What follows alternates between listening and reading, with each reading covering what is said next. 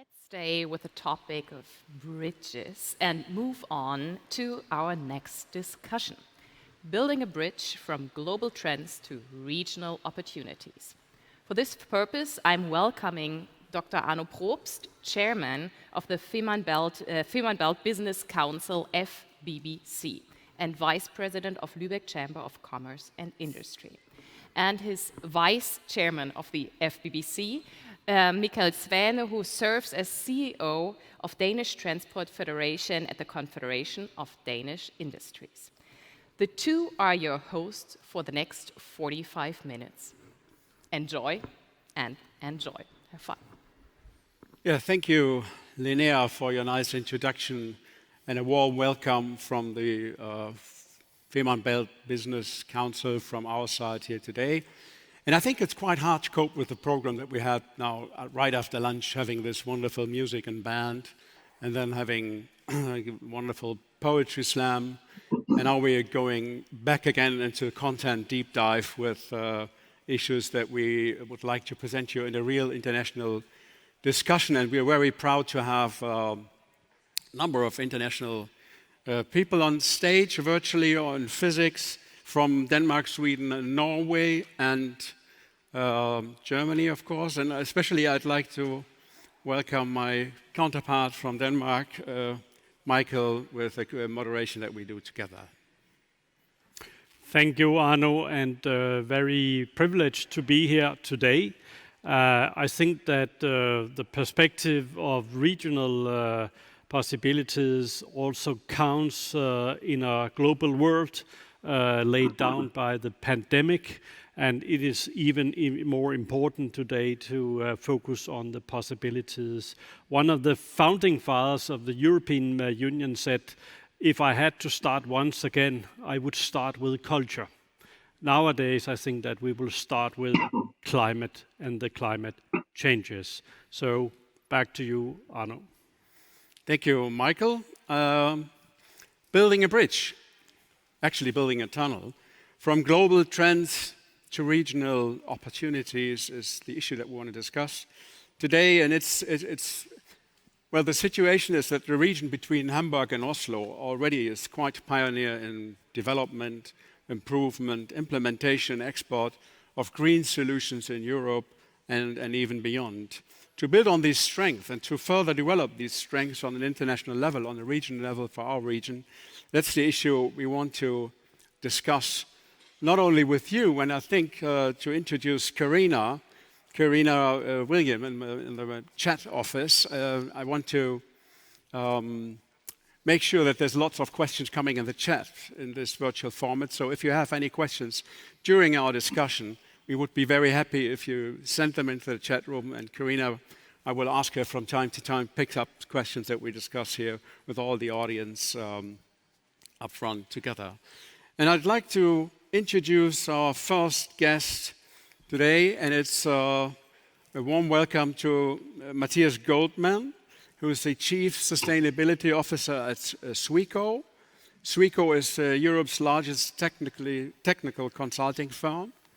And Matthias is such a popular person in terms of sustainability that he was even knighted by the French government, and maybe you can explain something about what that means, for the climate work he does.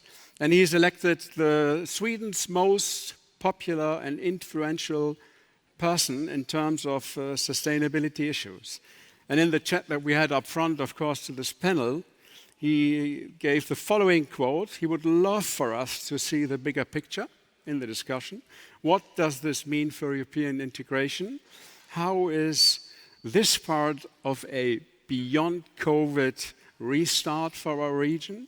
And then he had some really personal remarks. He's living in Sweden with a Danish mother, family from Germany, actually Bielefeld, born in Geneva. That's not enough. And his dad is in France, and he's a great fan of taking the train, so the Fehmarn Link feels that is built for you. Welcome, Matthias. And Thank you so much for that. Okay. And it's my privilege to introduce the second panelist of today's discussion, Mr. Vegard Andersen. And Vega represents the Oslo city government, and he is a true European and corridor-oriented person, so he will be the next incoming chairman of the String Network, which certainly also play an important role in terms of transforming the region into possibilities. Vega was part of the launching party of the world's first climate budget for a city, setting an example for many other cities. And he is also a keen promoter of using public procurement and other practical political solutions in terms of promoting green growth. And just to pinpoint one of the words by Mr. Vegard Andersen is, I quote, "After the pandemic, our focus must be to build back better."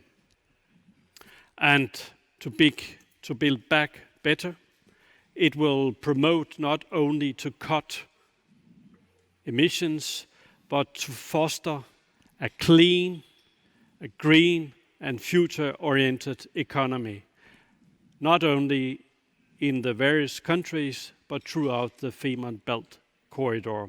So truly globalist, truly climate people.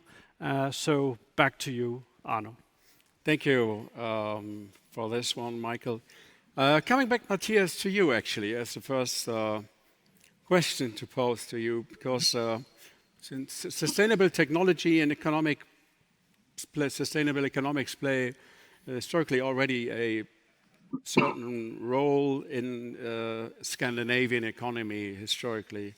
And we want to strengthen this cross-border wise within our region. And because you are the person that really acting and on a daily basis working with this stuff on sustainability issues, what do you think is the concrete green projects and initiatives that we need to strengthen in our region? And coming from your perspective, maybe with different emphasis on different parts of our region. So what's your general idea about this, on these projects?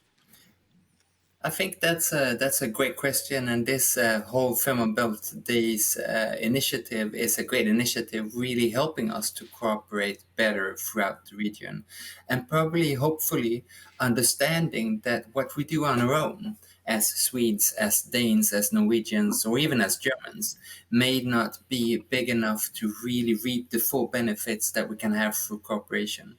And when I look at the different countries involved in the Fehmarn Belt, I see, for instance, how impressive the Norwegian movement towards electromobility has been. I see how Sweden has been strong in building a bio-based economy. I see how Denmark is the world leader, for instance, when it comes to wind power. And I see how the whole German Energiewende and many other points in Germany, including the whole work with the automotive sector, has been very impressive. So when we find our different strengths across the region and make sure that they become one, then I think nobody can beat us. And that is the way I see the Fehmarn Belt connection as well.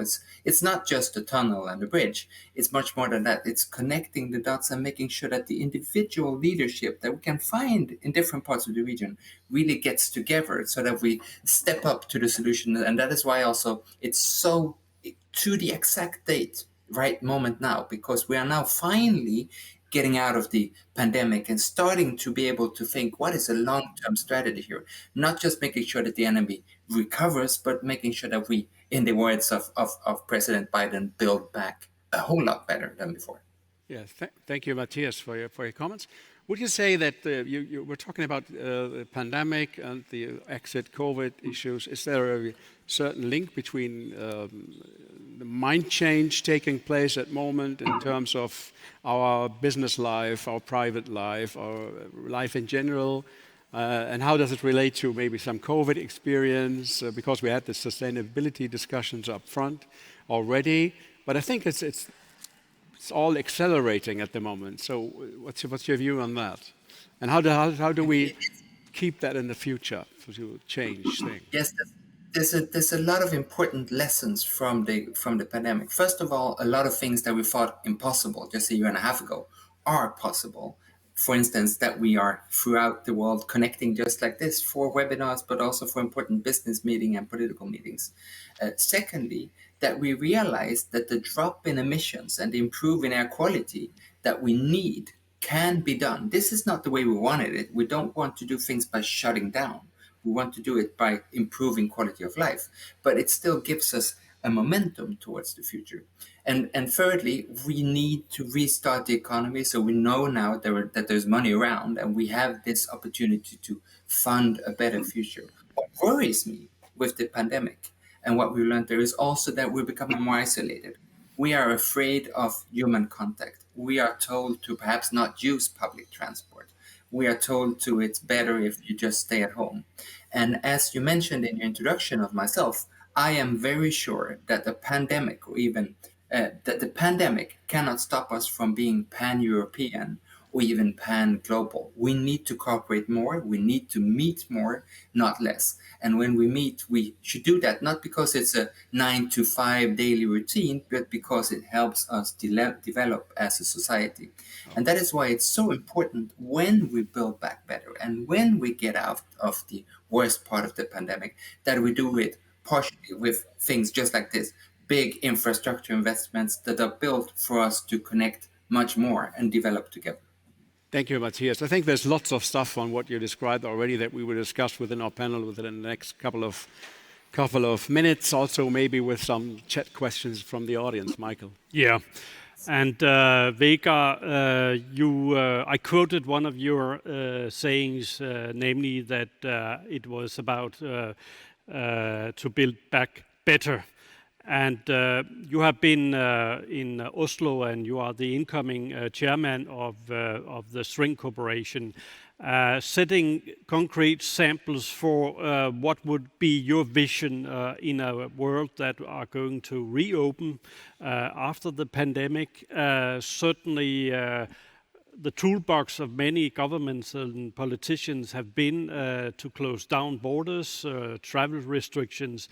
How can we come back to build a better world based on sustainability? So what is your take with the very dominant role that this Fehmarn Link and the Fehmarn Belt corridor will have? So what are your perspectives on the future built better back? Well, thank you very much, Michael, and thank you very much for the very generous introduction. I'm very pleased to be participating in this event. And I just before I start answering your question, I remember my first String meeting. We had a very nice presentation by the Schleswig-Holstein chairmanship of String over the Fehmarn Belt days at Weißenholzstrand. And since I was then returning to Oslo in February, I was very much looking forward to coming to Schleswig-Holstein in May 2020, but that did not happen. So I'm very pleased to be here today. But thank you for the question, Michael. And there was a very large question you asked, a very substantial question. So let me try to pull it down slightly more concrete. The fixed link and the opening of the fixed link in 2029 shows that it is possible for governments to go across borders and actually cooperate on building large infrastructure projects which actually facilitates contact between economies and between people. And obviously from Norway, from Oslo, which is the most northern part of the String network, we see the String cooperation and the String context as a huge opportunity for us to communicate and learn from other like-minded cities and regions in this part of Europe. However, obviously, for us, one of the greater obstacles is train and getting to Europe in a sustainable way. So the train between Gothenburg and Oslo, for instance, is something which we are working very hard to get both Norwegian and Swedish government and the EU to actually look into, because that needs to be improved in order for the link from Hamburg to Oslo to be complete. When it comes to other options and opportunities which has arisen since the pandemic, I think there's another point. I think Matthias vaguely touched into it, but that is we have learned what we can do, and there is also a new belief in government activity and activism as well. We see that governments are capable and have the ability to do a lot in a short time. So there is a kind of a government optimism, at least seen from my perspective, which I think will be interesting when it comes to also tackling the green shift. Thank you. Thank you, Vegard. One further question. You said that governments have been acting very swiftly during the pandemic, and you mentioned the optimism of govern. One instrumental tool in our toolbox could certainly be the public-private partnership. How do you envisage the public-private sectors to cooperate based on the optimism and indeed also the necessity to meet the climate changes and the challenges ahead? So what is your take in terms of bringing the public and the private sector together in order to be swift acting? Well, there are obviously a large number of tools, which have been mentioned earlier on as well, but I'm not sure if we can get to this point now, but one tool which we have had substantial experience on in Oslo, and which we have positive experience on actually working, is using the procurement power of the public sector in order to facilitate and stimulate investments in green technology in the private sector. And then as being conscious as politicians to set climate and green demands in everything we do in order to help industry to make that very first step in green technology, which allows them to partake in new markets. I can elaborate slightly onwards if you want to. Thank you. At least we had the perspective of private-public cooperation, and at least I think that one of the perspectives that we can envisage as a part of a future solution. Arno, another question? Yeah. We have a large number of questions actually for you. If you look at actual EU developments and initiatives and activities driven by politics and supra-governmental bodies, I think it has sometimes and often to do with regulations coming down to players like businesses or people, normal private persons. That's one thing to give change and to implement change. And the other thing is, how can businesses make profit out of it and prosper from the developments that we discussed? So it's a lot of it has a lot to do with working on the necessary framework to have a framework where private businesses and people can really take the best out of potential developments in terms of change and environmental terms of sustainability change and all this. What do you think? I mean, both of you. So maybe it's a question you can raise your hand who can answer first. What do you think if a tunnel opened up in 29, hopefully? What do you think will be the right action to take now to have a real good framework and surrounding to really take all these chances that we see? Well, if I may start, I think it's a great opportunity now, as we've already discussed, and I very much agree with the EU Commission and the EU Commissioner von der Leyen, which says that the Green Deal is our region's chance to be relevant. I think we're all worried that Europe might be a sort of backwaters, half-forgotten place on the globe. And I think we're also worried after Brexit, what will be the next exit. So we need strong projects to show how important we are to the rest of the world, and to perhaps even more importantly, show to ourselves how important we are to each other. And I'm convinced that the Green Deal, the fight against climate change, the fight against unsustainability, the fight to become circular rather than linear, renewable rather than based on fossil fuels, and much more efficient than we were yesterday, is that joint mission. Von der Leyen, she calls it Europe's man on the moon moment. I disagree with her. There's been 24 men on the moon already. I want this to be Europe's woman on the moon moment. I know this is an all Okay. male panel. I feel that we understand that there's been no woman on the moon as yet. We should be the first to find how we combine not just public-private partnership, but how we make green growth happen on a massive scale. Because when we want to meet the sustainability targets, we open the bridge and tunnel in 2029 and 2030, just a year after. We have to meet the sustainability targets, this sustainable development goals, there for 2030, meaning that somebody has to show how this can be done while at the same time improving livelihoods, improving business, and giving more money to both companies and the governments. So the idea of the project as a catalyst already in terms of looking at 29, all the goals, the sustainability goals that we have, which is even gives more momentum at present already. Yeah, okay. But Vega, you were trying to say something. Thank you very much. I'd like to add from the string perspective, like from all the member regions of the string network, I think we need to obviously the Green Deal and the emphasis the European Commission, and I'm from a non-European Union country, so the emphasis of my government as well on the green transition is actually accelerating dramatically, and we need to utilize the already existing strengths that Matthias mentioned earlier on in this region. And obviously, as you might know, the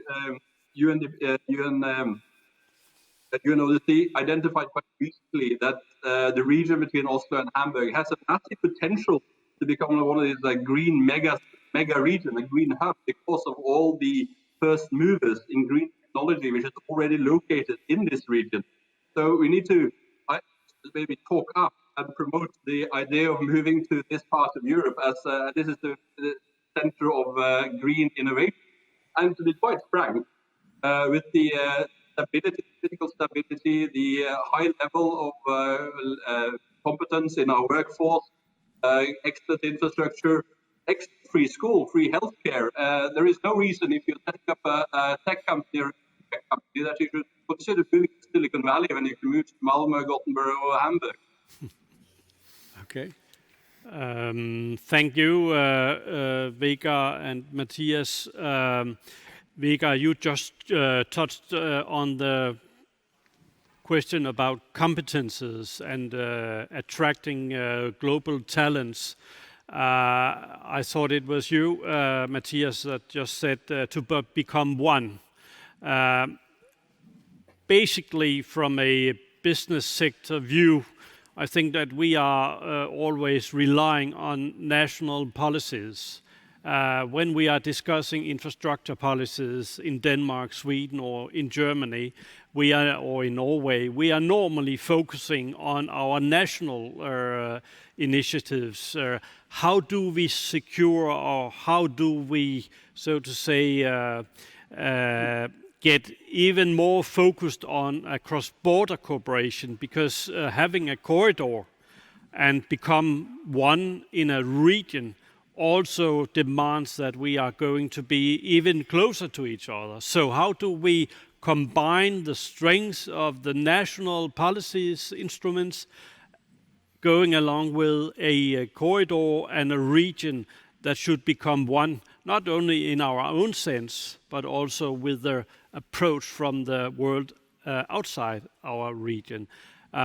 Vega, what can we do here in order to bring about not only Norwegian policies, Danish policies, German policies? How do we bring about a corridor-based policy?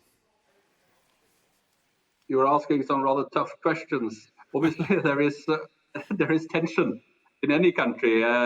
You will find in my country, in any other country, that many of the infrastructure discussions happening, infrastructure budget allocations happen very often on the national level, and they're very often domestic political consideration, which all governments take.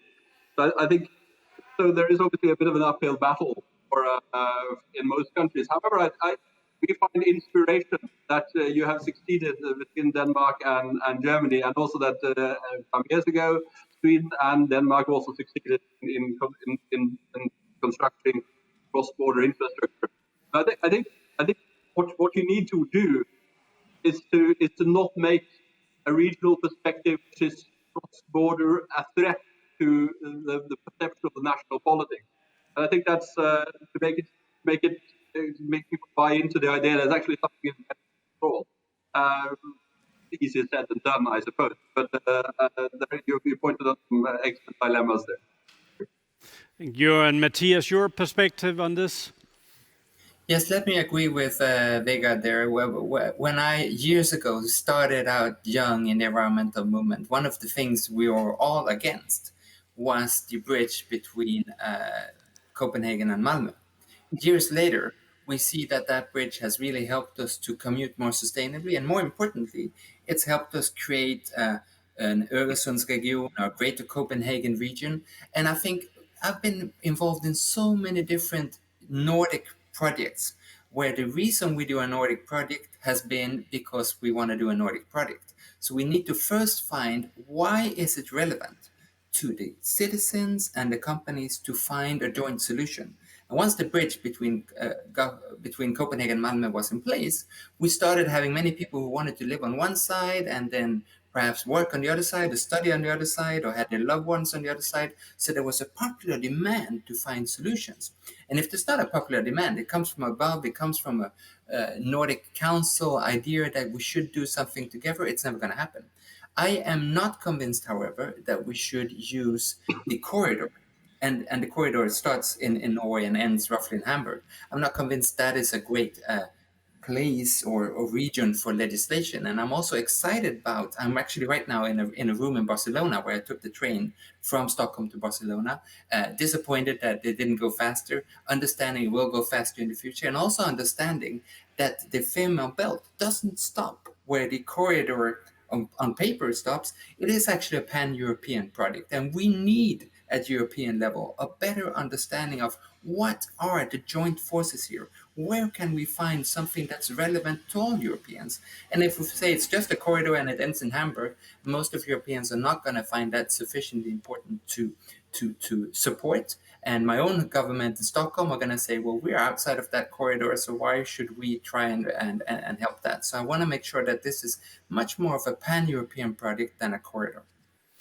Thank you for expressing this context, because I think Arno and I, we do agree in their perspective setting that this is a pan-European project and should certainly also be seen as such. It goes without saying that we need to bring about the right framework conditions. And a part of the discussions in many countries are the discussions between the cities and urban areas and the rural areas. How is this relevant agenda taken into your consideration? How do we secure that people living outside the urban areas, that they are also included, in the sustainability agenda, and that they can prosper from this pan-European project here? Vegard, you are a city man, but certainly also a man with a focus on the rural areas. So what can be done here? Well, the golden rule in Norwegian politics, as I believe is in Danish and Swedish politics, is whatever Oslo, Stockholm, Copenhagen says, everyone else disagrees with. So one of the key tenets of being a capital city politician is that you find yourself sometimes being influenced. But I think you're pointing at something rather crucial, and that obviously Matthias touched on it as well. Like, the rail link between Gothenburg and Oslo, for instance, it's obviously nothing. Not an Oslo theme. Most of the transport comes to Oslo, then leaves to the rest of the country. You need to make that case that it is actually beneficial for the entire country. I think when it comes to like for people living in rural areas, obviously the interesting thing about the pandemic is obviously that you can just sitting here now.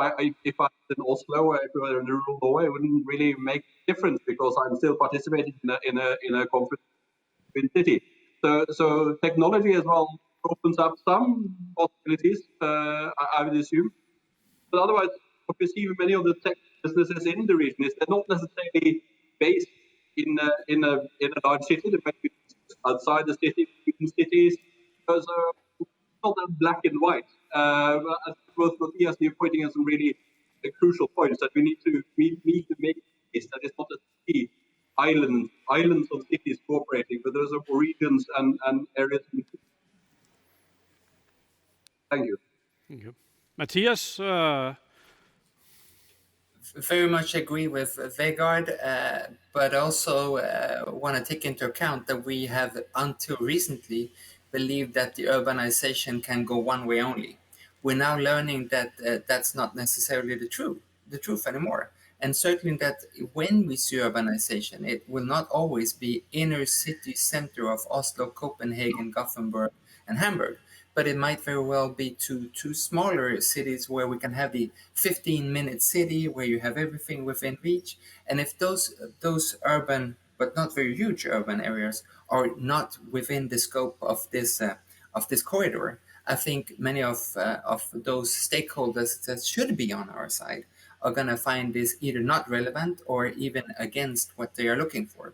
I see that very clearly when we discuss the high-speed train connections in Sweden between Stockholm, Gothenburg, and Malmö, and when we forget to talk or to even factor in and to design the stops along the way, it becomes relevant to fairly few people because most of us are not going to commute from Oslo to Hamburg, but we are, as Vegard pointed out, going to be using this to commute much shorter distances or to haul freight much shorter distances. And that needs to be very much part of the whole story about this. And I was so excited to hear when we heard the slams just before us that the Danish beautiful islands along the way were, for instance, included. And I would love for that to be a clear part of this whole thing, that it's not just the mega cities and not just the numbers, 18 million, 25 million, whatever we can come up with.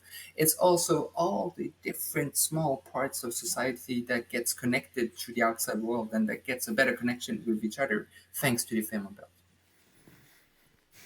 Yes, we talked about the very macroeconomic perspective on that basically in the last couple of minutes. I want to bring down the ideas to the microeconomic level and see how the business actors are currently reflecting their doings and how they maybe think about sustainability change, regulation, goals, and all this stuff, and how can they implement that to the save of their businesses and to success of their businesses. You're working for Sweco, Matthias, one of the large technical consultancy firms in terms of sustainability.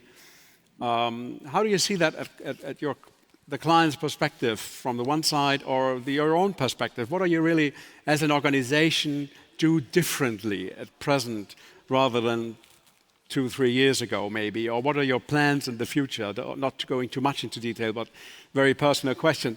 But how does it affect your business behavior at present? Well, we are strong, highly motivated by the drive for change. That is when you need technical consultants as us. So basically, the more change for sustainability, the better for us. But that also means that we need to be more step up. We need to step up to the challenge. First of all, previously, as a consultancy firm, at least the belief from the outside world was that we would do whatever the customers told us to do. Now we are challenging the customer. We are saying, and we're excited to be part of the Fehmarn Belt construction. We're saying to the ones who hire us, how about if we do this instead? Then we can reduce the climate impact, we can improve sustainability, we can become more circular. That is a whole new role for consultants such as us. We're also setting exact sustainability targets, starting with Sweco Sweden, but then across the whole Sweco sphere, where what kind of reduced climate impact can we have in projects that are technically and formally somebody else's, but we want to have a third-party verification that when we are used, it's for the benefit of the climate. And the number one driver there is actually not legislation. It's perhaps not even customers or clients. It is the employees. When we want to hire the best and the brightest of generation Millennium, generation XYZ, generation Greta, we need to be number one in sustainability or they will not work for us. That's the key driver here. Otherwise, it's a talent issue, right? Because nobody wants to Absolutely. enter the client's business. And Vega, the private business perspective versus public governmental perspective, what do you see as an organization that you're working for, you're acting for in Oslo and area? How does it affect daily business, the change ideas that we discuss currently? Well, for the public sector, you mean? Yeah, for public sector. Yeah, well, obviously, always as we started the introduction, we implemented a climate budget in Oslo, which means that pretty much everything we do needs to be assessed towards the carbon emission level and with the aim of reduction for the city emissions with 95% by 2030. So in addition to the financial budget, you have a climate budget part, which is deeply discussed at the budget conferences. So it's become part of our political discourse in a sense. So that's obviously disciplining when it comes to like the idea of how everything works. But another point which I like to touch upon when it comes to this part is obviously that public entities are run by politicians, are beholden to voters in elections, and obviously to create a language and understanding of the populations of what actually we are doing and why it is important. Obviously, make it something because the languages we use when it comes to sustainability can be slightly technical and slightly difficult to get hold of. So making it more easy to communicate what exactly it is and why it is people's interest that we are doing this. That's a running challenge which we're working on. Okay, thank you, Vega. Lucky to not leave you in total, but just for a moment, we have some questions in the chat room. And I refer to Karina. She's presenting maybe the one or another question. And I don't know if it perfectly fits into our scheme, but any question, welcome. Karina. Yeah, thank you. The chat, now you can't hear me, can you? Can you? Now you can. Yes. Yes, thank you. There has been, it's been quite quiet on the chat, so I can only encourage the public again to engage more in asking questions and commenting. There has been one comment more or less from Malmö, a very enthusiastic comment about waiting for the tunnel to be built and drawing from the Öresund experience, which is a positive one, of course, in this context. There is one question directly to Matthias, and it is, you said that we will be scared to meet again in person and to use public transport again and maybe even cross borders as a consequence of the COVID-19 crisis. How can we do that and learn to do that again? What do we need to do now? How can we change our mindset? What a great question, and it's a question that a lot of my colleagues at Sweco are working on intensively together with public transport entities and private transporting companies that we work for. I believe that it is a matter of gaining trust. When we were told that a year ago, we were told that the socially right thing to do is to go by public transport. Then we were told that the socially right thing to do is to not go by public transport. So first of all, we need to build trust, and we need to show that this is an important, and we can't reach the sustainability targets unless we have public transport. It's not possible to do that each and every one in our own cars. And to do that, we cannot just backtrack and say, well, we had something good here like 5 years ago, we want to do that again. But we need new ideas, new momentum, new projects. And that is why Fehmarn Belt, if done the right way, could be relevant for public transport confidence and also public transport positioning in a much wider sense than the actual connection itself. So that's why I'm so excited. Thank you. And Vega, would you, as a city person, could you give your perspective on how can we bring people back to the public transportation, including the trains that will run through the Femern Tunnel in 2029. What can we do? What should we do? And what is a piece of good advice from your side? Yeah, yet again, you give me an excellent question. Well, Pleasure. I hope obviously that cities. Obviously, I'm a believer in the attraction of cities. I see Matthias' point that urbanization, which direction, that's an interesting debate. But there are certain things with cities that I hope will come back to the cities and enjoy life in the cities, with the cultural aspects, the entertainment can provide. But when it comes to like building back trust, well, it's difficult. I think we need to see how people have obviously changed their behavioral patterns somewhat. So the world is not going to be exactly the same as it did before. But I think people will probably come back. And it comes to the question which was asked from the audience there, is like, you need to practice as well. You obviously, everyone has become slightly less sociable in the last year and a half. We meet less people, we see less people. So we need to practice of being sociable again. And I think that many people will soon start enjoying that element. I'm sorry, it was a very fluffy reply to your question, but that's why now, I'm afraid. Sometimes the world is fluffy. Yeah. Certainly, I think both Arno and I will love to get social once again, because when it comes to the bottom line, it's about people and the region and the Femern Belt construction, certainly also about people. One question from my side is that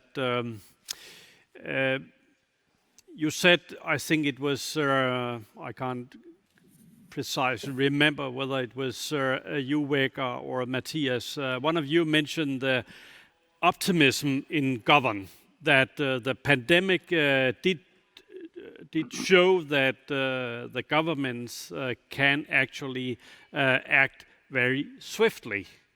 We have in Denmark a saying that you can close down a nation within one day, but it is hard to reopen in months.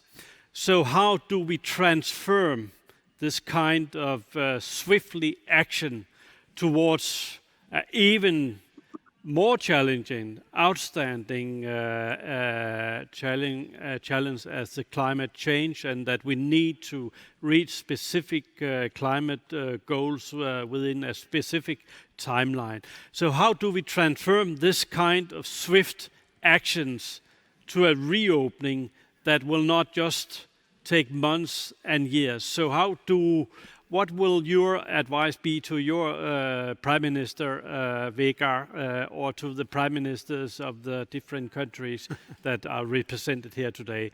What can we tell them to be even more swift when it comes to climate action? Well, firstly, I take a slight discussion with the premise of it, like it's easy to close down. But I think during the pandemic, you've seen that government has not necessarily only closed down. We had like massive tracing operation, which is like a operational change of thousands of state employees, which has been moved around in the system very rapidly. So it's shown that the government can actually act extremely swiftly, not only for closing down, but actually for moving activity. So, and obviously, you also see in most European countries, and especially Norway, well, I think every European country, a willingness to spend money on keeping parts of industry afloat and keeping people in some sort of employment. So that willingness, obviously, that's something which you can't keep on doing indefinitely, but there's a willingness to act, which has shown that you can solve problems with government willpower. And then how to transform that into the green shift? Well, yes, there is cases where we are now spending an enormous amount of money on the carbon capture and storage project, where for instance, in Oslo we are still financed, but we're looking into a carbon capture and storage on a waste facility waste incinerating plants. There are 500 similar plants in Europe. That's something which you start by doing by initial government thing, and then hopefully industry will take over, and it will provide thousands of industrial jobs in the green sector, for instance. So the willingness to act, I'm an optimist, but we'll see. Thank you, Vegard. Matthias, you want to refer to that directly? Yes, I believe that we need to be very good at answering what's in it for me. I think that most of the time our fellow citizens around Europe will be happy to cooperate, but once they feel, well, this is just an extra burden on me, then the movements like the Yellow Vests in France are not far away in any of our countries. And I think that is precisely what is happening now with the European Green Deal and the different Build Back Better initiatives we see around Europe. They make sure that we get jobs, they make sure it boosts the economy. And projects like the Fehmarnbelt also helps improve convenience. If we feel that there's a better chance of me getting a job, there's a better chance of me having more money, and my daily routines are becoming easier, then that's a great answer. And I feel that over time, when we've answered sustainability and climate issues, we often failed on all of these three accounts. But Fehmarnbelt can and should be a great example on how we managed to deliver on these three: money, jobs, convenience. That's pretty easy. That's 3 points. I have 2 more minutes, and we have one last question from the chat room, Karina. Yes. The question is, how do we encourage real estate companies in cities to develop attractive areas next to stations so that we reach the full potential of infrastructure investments? And for that to be ready at the same time as the infrastructure? That's a good question for a 2 minutes thing.